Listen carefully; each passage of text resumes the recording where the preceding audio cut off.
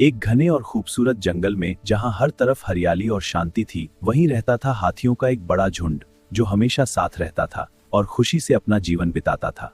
इस जंगल में रहता था हाथियों का एक बड़ा झुंड जो हमेशा साथ चलता था।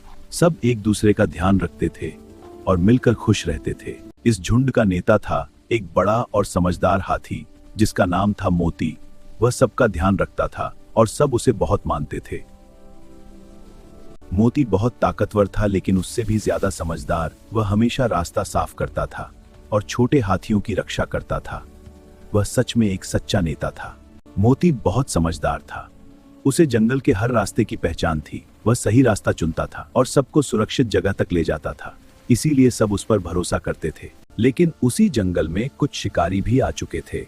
वे हाथियों के पीछे लगे थे और मौका ढूंढ रहे थे ताकि उन्हें पकड़ सकें।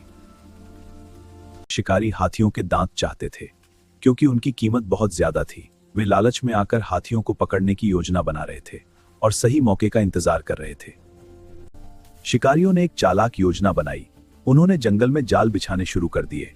रस्सियां और जाल छुपा दिए गए ताकि हाथियों को पता न चले और वे आसानी से फंस जाएं। शिकारी बार बार जंगल में आते रहे। वे हर दिन अपने जाल चेक करते थे, लेकिन उन्हें अभी तक सफलता नहीं मिली। वे छिपकर इंतजार करते रहे और सही मौके की तलाश में लगे रहे। मोती बहुत सतर्क रहता था।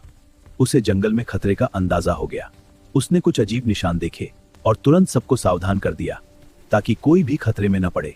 मोती की बात मानकर सभी हाथी एक साथ चलने लगे। वे एक दूसरे के पास रहकर आगे बढ़ रहे थे। छोटे हाथियों को बीच में रखा गया ताकि वे सुरक्षित रह सकें। मोती हमेशा सबसे आगे चलता था। वह रास्ता दिखाता था और हर खतरे पर नजर रखता था क्योंकि उन्हें उस पर पूरा भरोसा था। उसी झुंड में एक छोटा हाथी था जिसका नाम था भोला। वह बहुत प्यारा और मासूम था।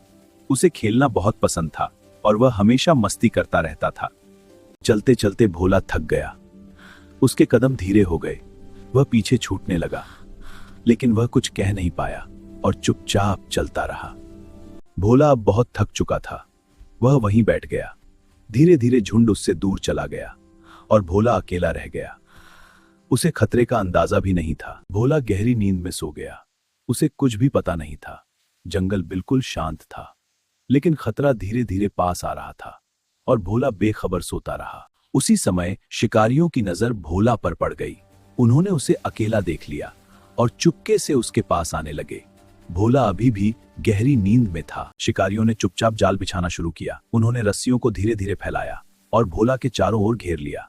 सब कुछ बहुत सावधानी से किया गया ताकि भोला को जरा भी भनक न लगे। जैसे ही भोला उठा, जाल अचानक कस गया। वह डर गया और छूटने की कोशिश करने लगा, लेकिन रस्सियां और भी कसती चली गईं और वह पूरी तरह फंस गया। शिकारियों ने भोला को और कसकर बांध दिया। उसके पैरों और शरीर पर रस्सियां लपेट दी। भोला छूटने की कोशिश करता रहा, लेकिन वह धीरे धीरे कमजोर पड़ने लगा। अब वह पूरी तरह उनके काबू में था। शिकारियों ने भोला को गाड़ी की ओर घसीटना शुरू किया। उन्होंने बड़ी मुश्किल से उसे ऊपर चढ़ाया। भोला डर रहा था और अब वह हिल भी नहीं पा रहा था। शिकारी उसे ले जाने की तैयारी कर रहे थे। शिकारी बहुत खुश हो गए। उन्हें लगा कि अब उनका काम आसान हो गया है। उन्होंने भोला को कसकर बांध दिया और उसे ले जाने की तैयारी करने लगे, लेकिन उन्हें नहीं पता था आगे क्या होने वाला है। उधर हाथियों का झुंड आगे बढ़ता रहा। उन्हें अभी तक पता नहीं था कि भोला पीछे रह गया है।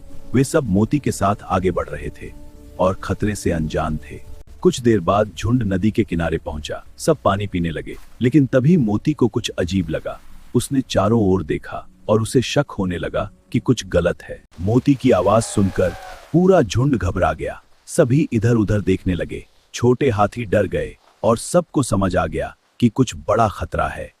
अचानक मोती को कुछ दिखाई दिया। उसने ध्यान से देखा और दूर एक गाड़ी नजर आई जिसमें भोला बंधा हुआ था। यह देखकर पूरा झुंड चौंक गया। सभी हाथी तुरंत इकट्ठा हो गए। वे एक साथ खड़े हो गए और शिकारियों की ओर देखने लगे। अब वे भोला को बचाने के लिए तैयार थे। मोती ने जल्दबाजी नहीं की। उसने पहले पूरी स्थिति को समझा, फिर उसने एक चालाक योजना बनाई और अपने साथियों को इशारे से समझाया। अब सब शांत होकर सही मौके का इंतजार करने लगे। मोती ने अपनी योजना पर काम शुरू किया। उसने सभी हाथियों को अलग अलग जगह छिपा दिया। सब चुपचाप पेड़ों और झाड़ियों के पीछे छिप गए और कोई भी अकेला सामने खड़ा था। मोती धीरे से जमीन पर लेट गया और बिल्कुल हिलना बंद कर दिया। वह मरा हुआ होने का नाटक करने लगा।